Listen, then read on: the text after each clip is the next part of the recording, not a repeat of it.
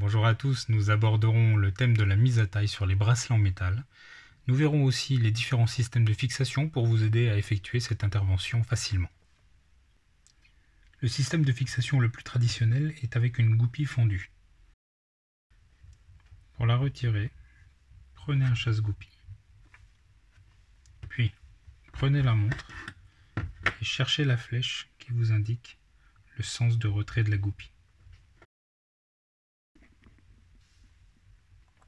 Placez votre bracelet dans le tasseau. Prenez votre marteau.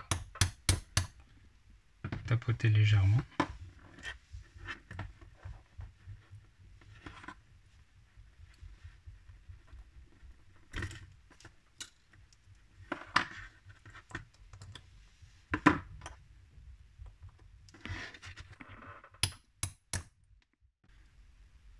Si vous avez peur de rayer le bracelet pendant cette intervention, il existe une technique très simple qui consiste à poser simplement un bout de scotch au-dessus des maillons.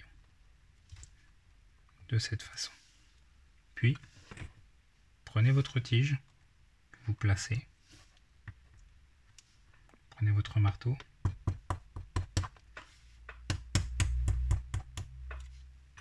Je vous conseille d'utiliser pour la fin le chasse-goupille afin d'éviter des marques ou des coups.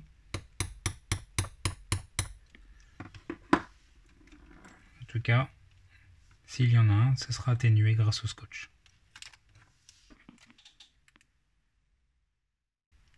Si après l'intervention l'une des tiges tient peu ou ne tient plus du tout, il y a quelque chose de très simple à réaliser. Vous prenez une bruxelle qui est abîmée ou un tournevis, et sur les goupilles fendues, c'est très simple, vous allez tordre de cette manière afin que les deux parties qui sont ici puissent adhérer autour du trou.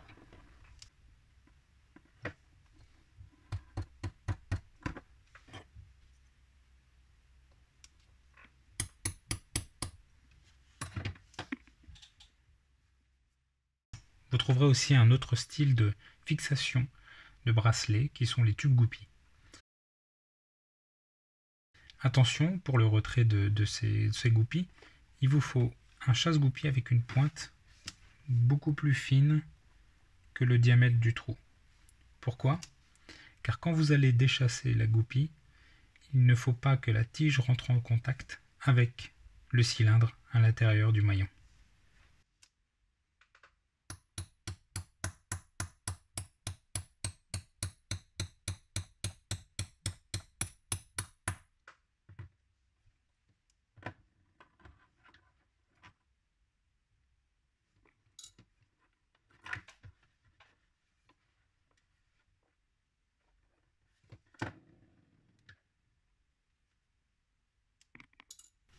Vous trouverez un système de goupilles un petit peu différent, comme sur les modèles de la marque Pékinier, ce qui est le cas de ce maillon, où vous avez une goupille avec un embout qui est molleté.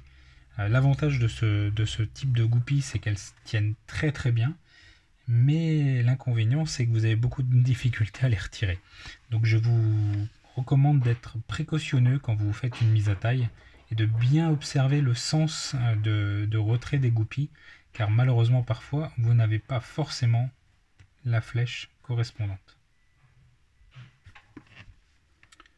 Pour le système de fixation de maillon à double vis, c'est un petit peu plus compliqué à retirer. Il vous faudrait un tasseau dans cet esprit, possédant une lame de tournevis en son centre, vous permettant ainsi de pouvoir poser la vis avec le maillon bien entendu, et de l'autre côté, vous utilisez une autre lame de tournevis pour désolidariser l'ensemble.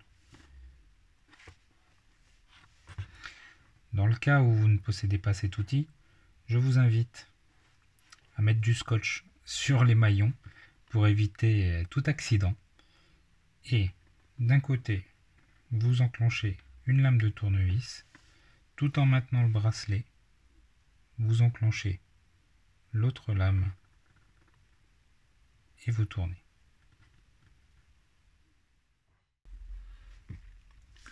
Certaines montres plus anciennes possèdent un système différent de ceux que nous avons abordés jusqu'à présent. C'est le cas de ce bracelet qui possède des pattes en métal qui maintiennent les maillons entre eux. Pour le retirer, c'est simple, vous avez soit besoin de la pince qui est adaptée pour ce type de patte, ou alors vous pouvez prendre votre tournevis à tête plate, correspondant à la largeur de l'encoche, puis vous insérez la lame dans l'encoche et vous faites un effet de levier.